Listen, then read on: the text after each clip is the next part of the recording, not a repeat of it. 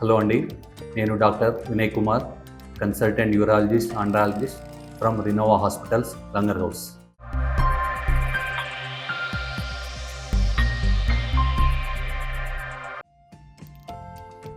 Kidney stone ప్రివెన్షన్కి మనం తీసుకోవాల్సిన జాగ్రత్తలు ఏంటి? First and foremost sufficient water intake, అంటే సరిపడా వాటర్ తీసుకోవడం. సరిపడా అంటే ఎంత? కొందరు ఎక్కువ ఏసీలో పనిచేసే వాళ్ళు ఉంటారు, కొందరు ఎండలో తిరిగే వాళ్ళు ఉంటారు. సో ఎండలో తిరిగే వాళ్ళు డిహైడ్రేషన్ అయ్యే ఛాన్స్ ఎక్కువ ఉంటుంది. సో వాళ్ళు ఎక్కువ వాటర్ తీసుకోవాలి.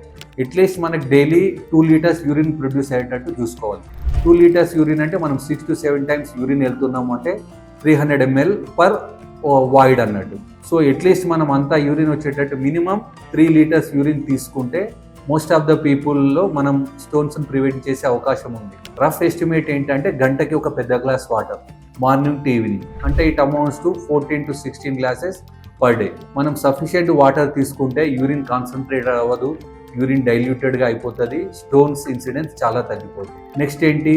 Dietary habits. మన రెడ్ మీట్ తినే అలవాటు ఎక్కువ ఉంటే తగ్గించాలి, కార్బోనేటెడ్ బీవరేజెస్ తగ్గించాలి, ఫుడ్లో సాల్ట్ కంటెంట్ తగ్గించుకోవాలి. నెక్స్ట్ ఏంటి? మన ఆక్సిలేట్ రిచ్ ఫుడ్స్ని తగ్గించాలి.